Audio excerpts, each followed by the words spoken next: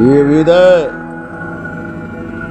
पराई संपत्ति के देखकर जिनके मन में जलन नहीं होती,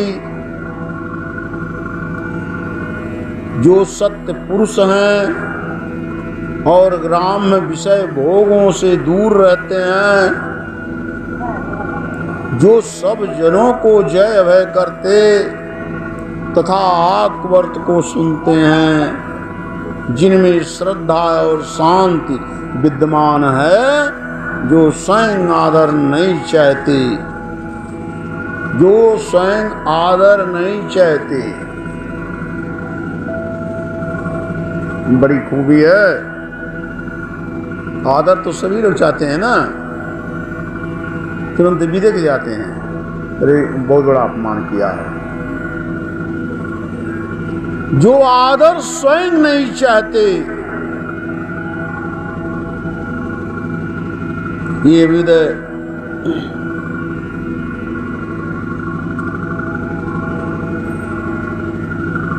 जो सब जनों को जय भय करते तथा आत्मवर्त को सुनते हैं, दूसरों का आदर करते हैं, जिनमें अपने क्रोध को रोक लेने की शक्ति है,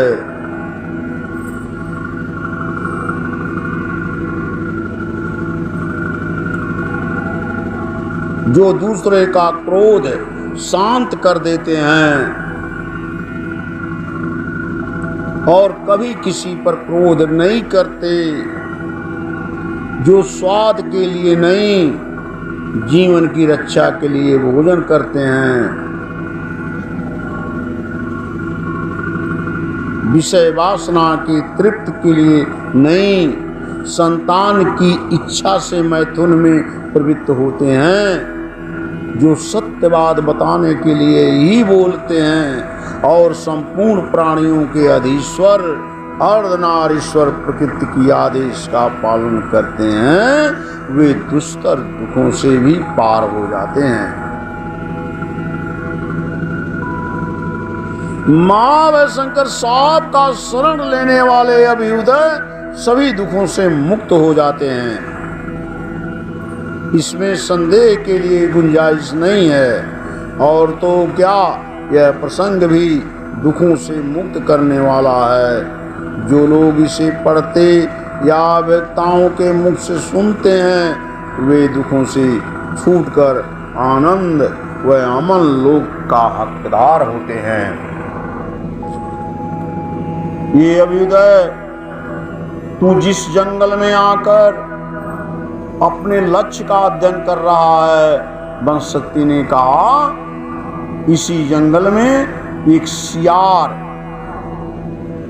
इसी जंगल में एक सियार ने प्रकृति के अभियुद्ध कर्म को जानकर दूसरे प्राणियों की हिंसा करना छोड़ दिया, अर्थात भगत हो गई, मांस खाना छोड़ दिया सियार। उसको ज्ञान हुआ प्रकृति का, तो मांस खाना छोड़ दिया।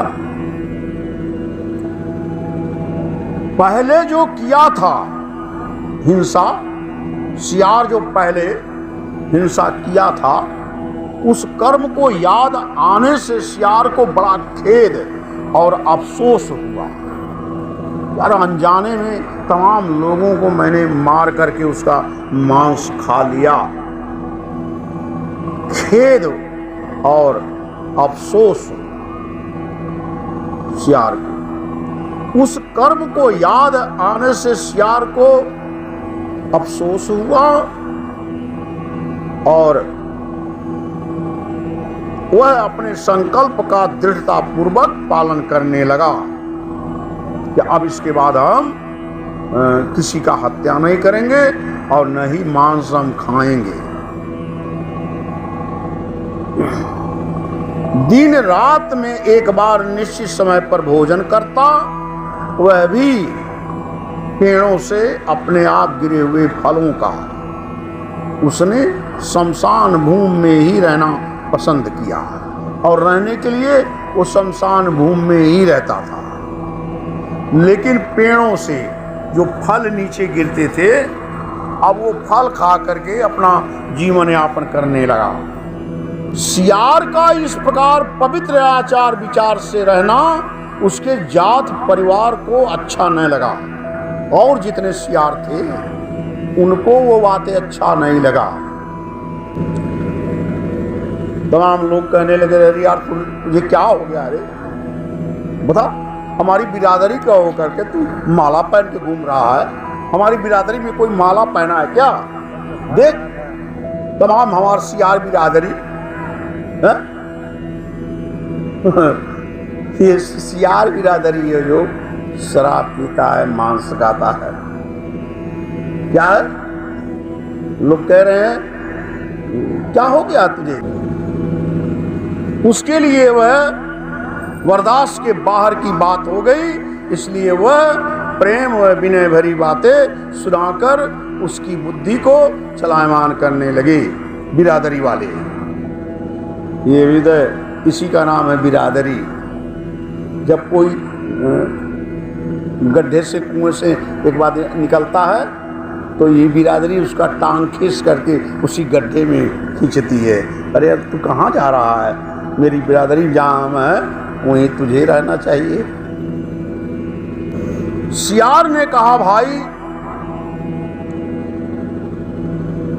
तू मांसाहारी जीव है, जो बिरादरी के लोग थे, कि तू मांसाहारी जीव है और शमशान भूमि में रहता है, फिर भी पवित्र आचार विचार से रहना चाहता है, यह तेरी उल्टी समझ का परिणाम है। भया हमारे ही समान होकर रहे, तेरे लिए भोजन हम लोग ला दिया करेंगे, तू इस अत्याचार का आडंबर छोड़कर चुपचाप खा लिया करना। तेरी जात का जो सदा से भोजन रहा है वही तेरा भी होना चाहिए। तमाम सियार कहा कि हम लोग लाएंगे तुम्हारे लिए भोजन, दे देंगे, तुम मत कहीं का भोजन का तलाश करना, पर ये आडंबर छोड़ दे। उनकी ऐसी बात सुनकर सियार सावधान हो गया और मीठे तथा युक्त युक्त वचनों से उन्हें समझाता हुआ बोला, बंधुओं, अपने बुरे व्यवहार के कारण हमारी जाति का कोई विश्वास नहीं करता। वो सियार जो भगत था, मांस खाना छोड़ दिया, वो अपने बिरादरी के लोगों का रहा है कि बुरी व्यवहार खान पान के कारण हम लोगों का कोई कदर नहीं करता है। अच्छे स्वभाव अच्छे आचरण से ही समाज की प्रतिष्ठा होती है। अतः मैं भी वही कर्म करना चाहता हूँ, तो इसके लिए मैं जो समाधान देता हूँ उसको सुन। आश्रम बनाकर रहना ही अभ्युदय कर्म में कारण हो, ऐसी कोई बात नहीं है कि चल के शिवानी में मड़ई डाल ले, मंदिर बना ले, वहीं रहा, ऐसी कोई बात नहीं है। वो सियार कह रहा है, कोई भी कर्म आत्मा की प्रेरणा से ही होती है। अगर हमारा आत्मा अच्छा कर्म करने के लिए नहीं कह रहा है, हमेशा दूसरों की बुराई, दूसरों के लिए बुराई हमारा आत्मा कह रहा है, तो अच्छा कर्म नहीं है।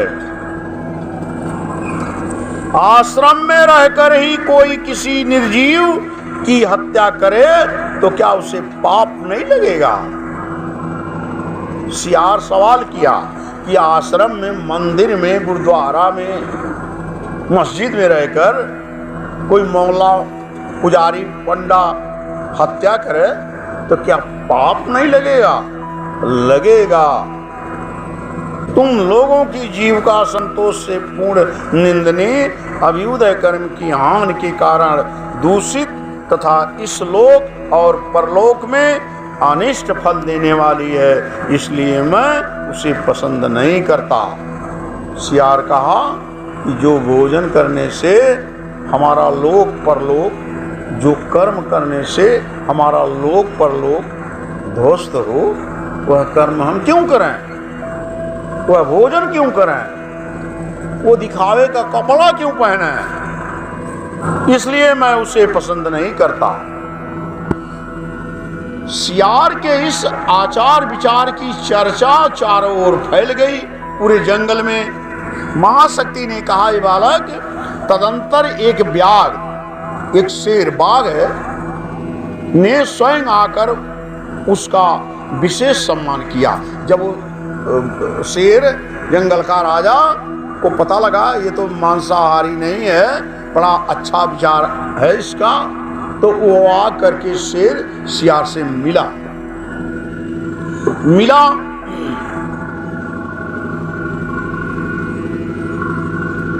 और उसे शुद्ध तथा बुद्धिमान समझकर अपना मंत्रित्व स्वीकार करने के लिए उसे प्रार्थना किया कि भाई तू हमारे कैबिनेट में महामंत्री का काम संभालो, तुम्हारे जैसे आचार विचार ईमानदार व्यक्ति की हमें बहुत आवश्यकता है। व्याघ्र बोला, अभिगम, मैं तुम्हारे स्वरूप से परिचित हूँ, तुम मेरे साथ चलकर रहो और मनमाने भोग भोगो, जो तुमको खाना होगा, पीना होगा, जो आदेश करना होगा, तुम ऐसो आराम करो। एक बात तुम्हें सूचित कर देते हैं कि हमारी जाति का स्वभाव कठोर है। बाघ शेर बोला, परंतु यार हम एक बात बता दें, हमारी जो बिरादरी जात वाले हैं बड़ा कठोर हैं,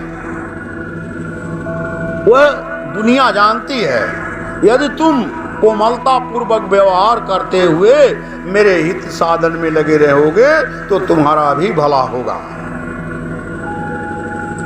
ये विदय सियार ने कहा, व्याघ्र राज, आपने मेरे लिए जो बात कही है वह सर्वदा आपके योग्य है, और आप जो अभिउदय कर्म और अर्थ साधन में कुशल एवं शुद्ध स्वभाव वाले सहायक ढूंढ रहे हैं, यह भी उचित है। आप ईमानदार, बढ़िया है, सेवा करने वाला मनई आप ढूंढ रहे हैं, वो भी ठीक है। महाराज, इसके लिए आपको चाहिए कि जिनका आपके प्रति अनुराग हो। सियार कहा, इसके लिए आपको चाहिए जिनका आपके प्रति अनुराग हो, प्रेम हो, व्यवहार हो। ऐसे लोग, हमारा तो आपसे कोई व्यवहार नहीं है, हमारा आपका कोई पटता नहीं है। आप उससे जाइए जिससे आपका व्यवहार हो, जिन्हें नीति का ज्ञान हो, जो संधि कराने में कुशल, विजयाभिलाषी, लोभ रहित, बुद्धिमान, हितैषी तथा उदार स्वभाव वाले हों। और स्वभाव होना चाहिए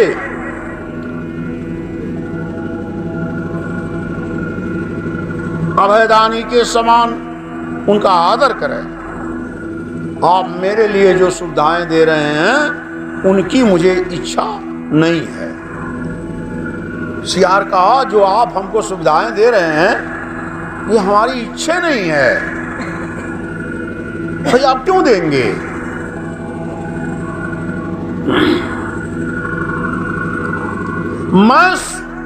मैं सुख, भोग तथा उसके आहारभूत ऐश्वर्य को नहीं चाहता, मुझे कोई सुख की जरूरत नहीं है। आप क्यों हमें दे रहे हैं?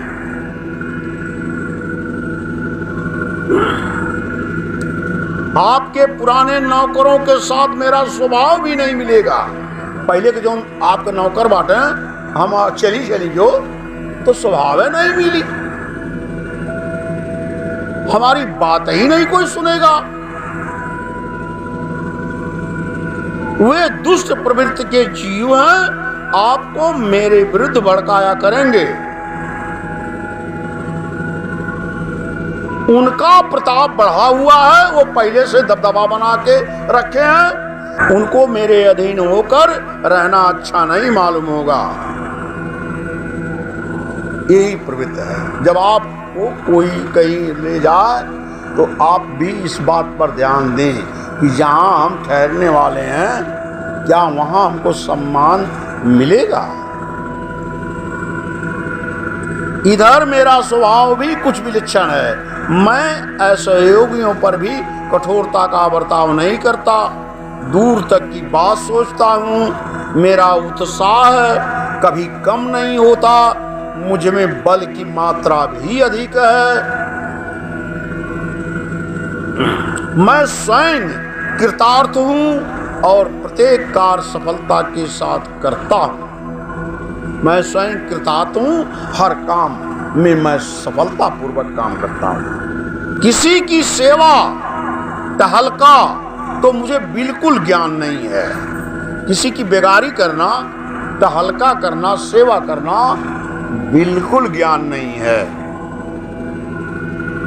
स्वच्छंदा पूर्वक वन में विचरता रहता हूँ। मेरे जैसे वनवासियों का जीवन आसक्ति रहित और निर्भय होकर अभ्युदय कर्म करते हुए मैं निर्भीक हूँ।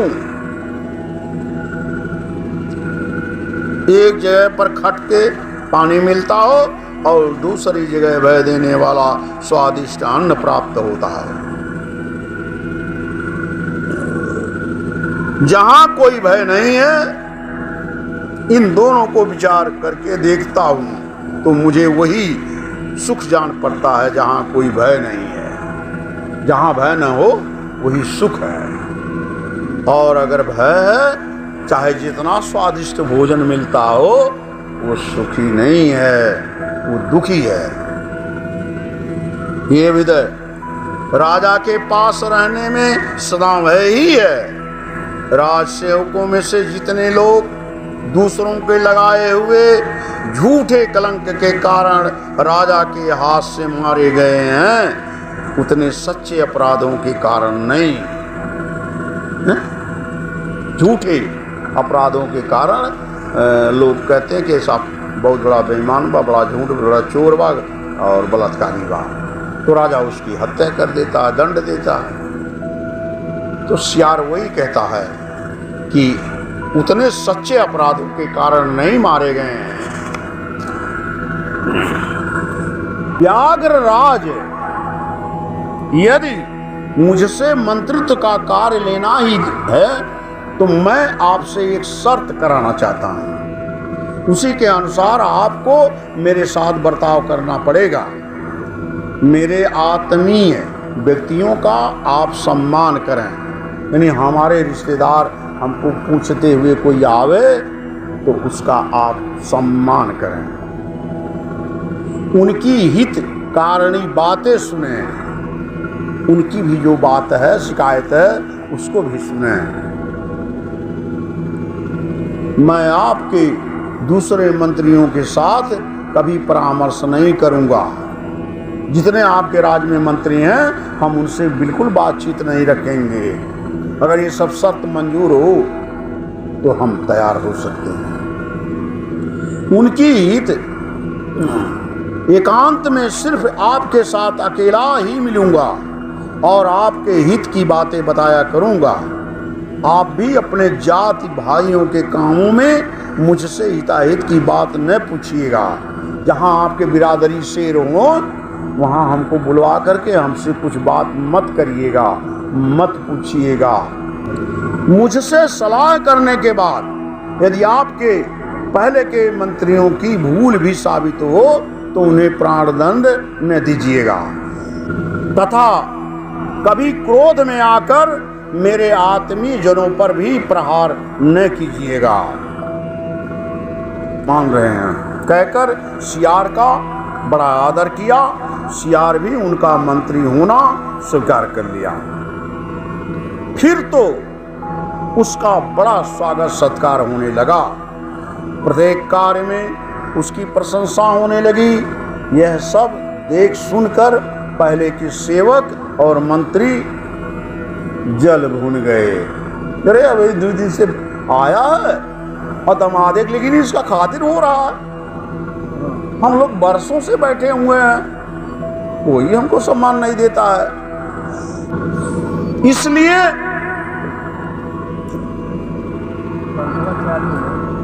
सब उनके साथ द्वेष करने लगे। उनके मन में दुष्टता भरी थी। झुंड बांधकर बार बार सियार के पास आते और अपनी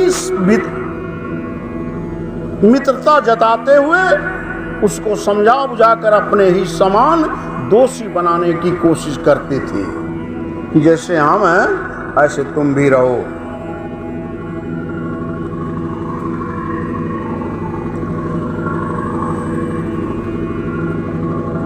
सियार के आने से पहले उनकी रहन सहन कुछ और थी। दूसरों की वस्तु छीनकर स्वयं उसका उपभोग करते थे, किंतु अब उनकी दाल नहीं गलती। जो पहले दाल गलती थी, इधर उधर चोरी चमारी करते थे मंत्रीगण, वो अब बंद हो गया। वे किसी का भी धन लेने में असमर्थ थे, क्योंकि सियार ने उन पर बड़ी बड़ी पाबंदी लगा रखी थी। वे चाहते थे सियार भी डिग जाए, इसलिए तरह तरह की बातों में उसे फुसलाते और बहुत सा धन देने का लोभ दिखाते थे। मगर सियार बड़ा बुद्धिमान था, वह उनके चकमे में नहीं आया, उसने धैर्य नहीं छोड़ा। तब उन नौकरों ने उसको नाश करने की शपथ खाई। इसको बर्बाद करो, नहीं तो ये तो बर्बाद कर देगा। नाश करने की शपथ खाई और सब मिलकर उसके लिए प्रयत्न करने लगे। एक दिन उन्होंने शेर के खाने के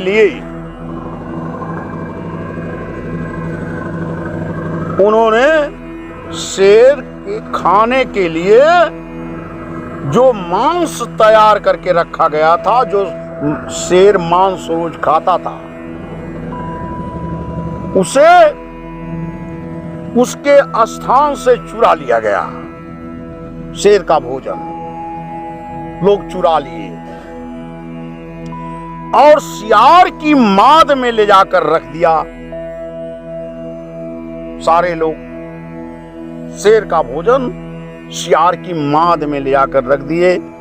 सियार ने मंत्री पद पर आते समय शेर से पहले ही ठहरा लिया था कि राजन, यदि तुम मुझसे मित्रता चाहते हो तो किसी के बांकाओं में आकर विनाश न करना।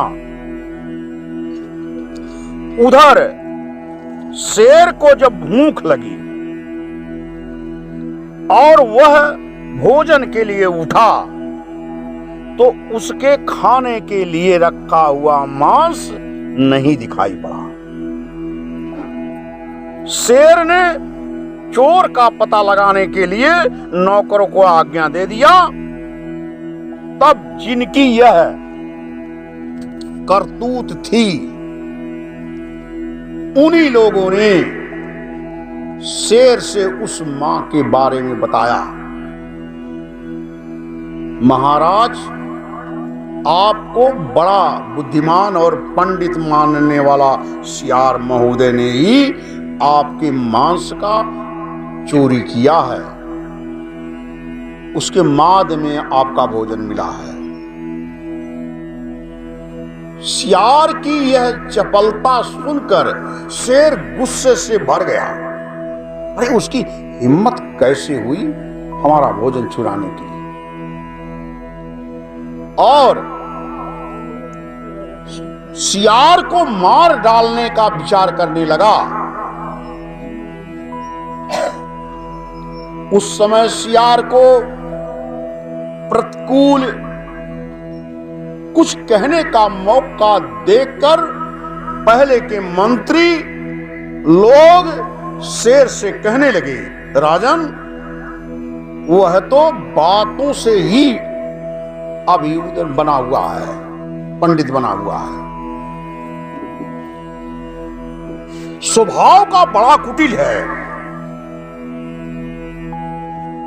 भीतर का पापी है, मगर ऊपर से अभ्युदय कर्म का ढोंग बनाए हुए है। उसका सारा आचार विचार दिखाने के लिए है। यह कहकर वे क्षण भर में ही उस मांस को सियार की माद से उठा ले आए। शेर ने उनकी बातें सुनी और जब निश्चय हो गया तो उसने सियार को मार डालने की आज्ञा दे दी। सजा हो गई।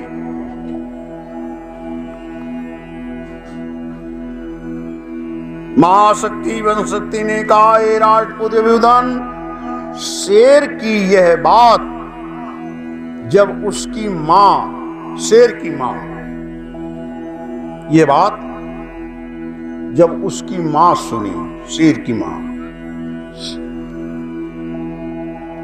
मालूम हुई तो वह हितकारी वचनों से अपने बेटे को समझाने के लिए आई और कहने लगी, बेटा, इसमें कुछ कपटपूर्ण षड्यंत्र हुआ जान पड़ता है। तुम्हें इस पर विश्वास नहीं करना चाहिए।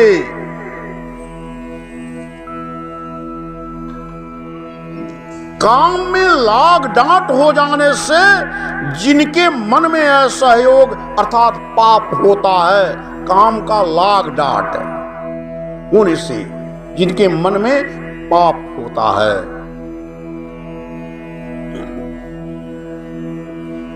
वे निर्दोष को ही दोषी बनाते हैं।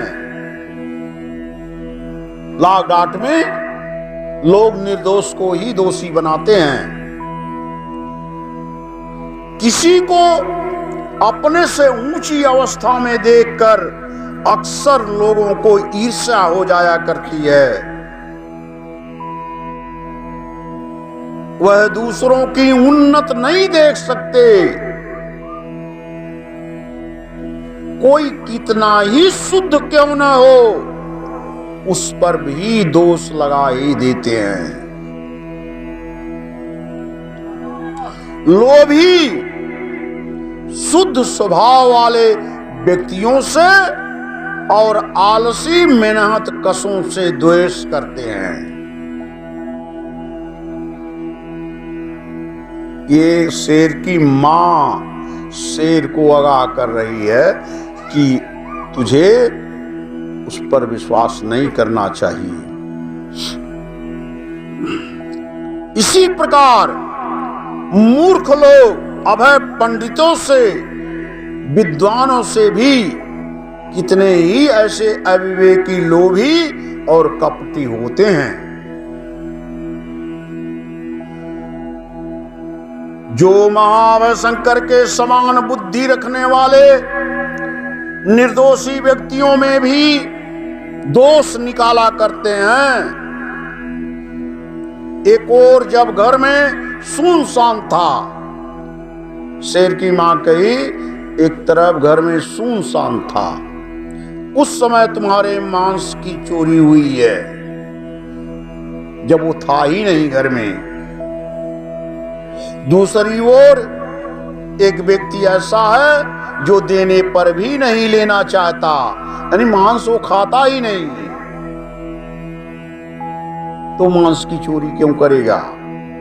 इसलिए तो मां कहा, मुझे खोट दिखाई देता है। राजा को भी ये देखना चाहिए था, उसका तो नैतिक अधिकार था। क्यों मांस नहीं खाता है तो मांस की चोरी क्यों किया? लेकिन राजा के कान पर तो चमचे होते हैं। इन दोनों बातों पर अच्छी तरह विचार करो। संसार में बहुत से असभ्य प्राणी सभ्य की तरह और सभ्य असभ्य की तरह देखे जाते हैं। बहुत से लोग हैं, बड़ी अच्छी अच्छी मीठी बातें, पता लगा ये तो महाअभय शंकर साहब पंडित, लेकिन असभ्य मौके का था। जैसे रास्ते में 10 रुपया गिर गई बा तो आदमी कह रहा है, अरे भैया भाई केहू का पैसा गिरल बा हो। हाँ भैया, लेकिन वही 10,000 अगर है तो टप से उठा लिया। ये उठाने का भी क्षमता होती है।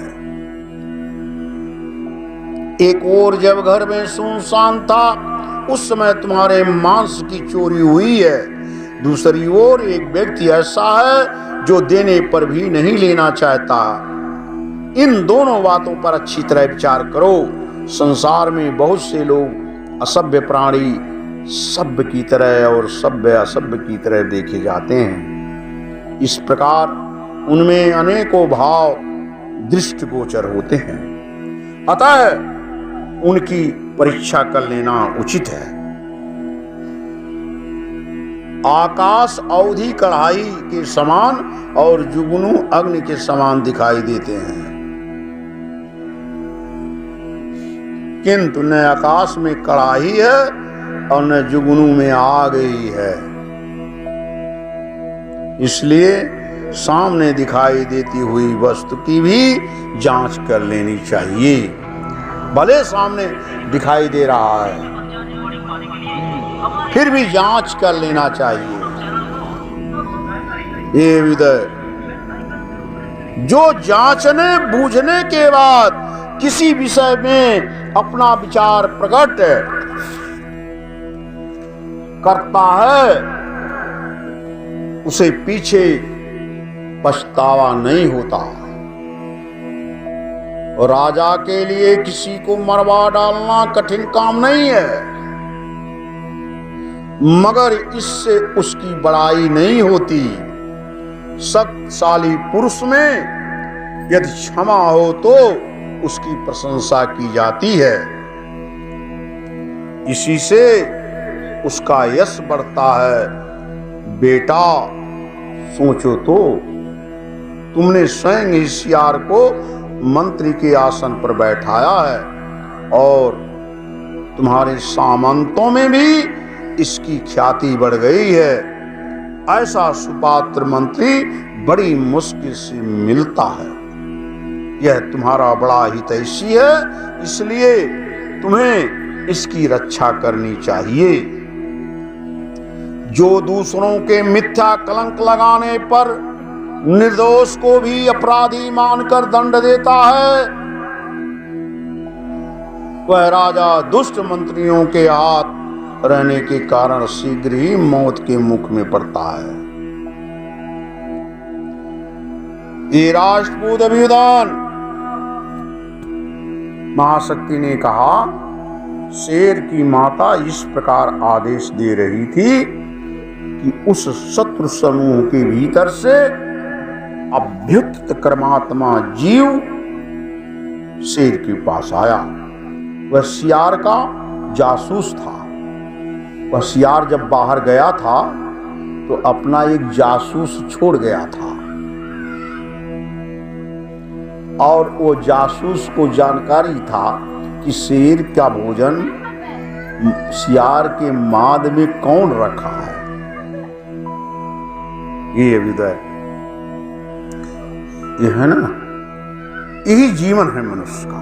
अगर आप जिम्मेदार हैं तो अपनी जिम्मेदारी का निर्वहन करें, बिना जांचे परखे, किसी को दंड न दें, किसी को अपशब्द न कहें जिससे परिवार टूट जाए। लोग इसीलिए परिवार टूटता है ना। लोग भागवत में जैसे शेर निर्णय ले लिया, फांसी की सजा सुना दिया, विचार नहीं किया। ये विदय उसी समय शत्रु समूह के भीतर से अभ्युक्त कर्मात्मा जीव शेर के पास आया। वह सियार का जासूस था।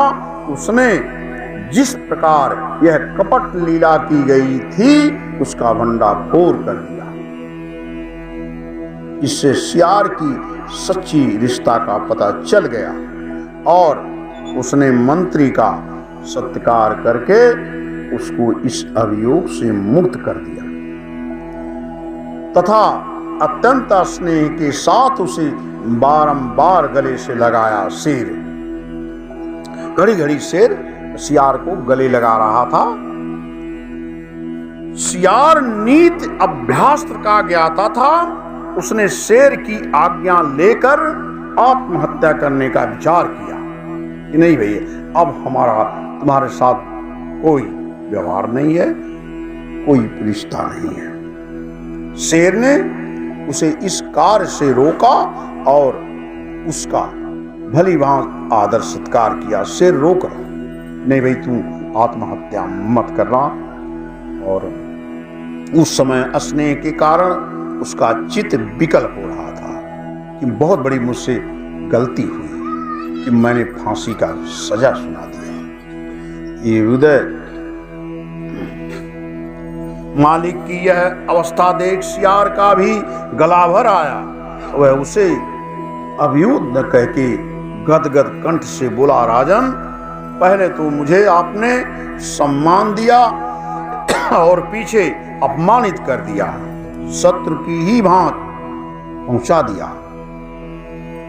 अब मैं आपके पास रहने के योग्य नहीं हूं। जो आपने पद से हटाए गए हो, सम्मानित स्थान से नीचे गिरा दिए गए हो, जिसका सर्वस्व छीन लिया गया हो, जो दुरांत लोभी क्रोधी डरपोकों, जिन्हें धोखे में डाला गया हो, जिनका धन लूटा गया हो तथा जिन्हें कलेश दिया गया हो, ऐसे सेवक शत्रुओं का काम सिद्ध नहीं करते।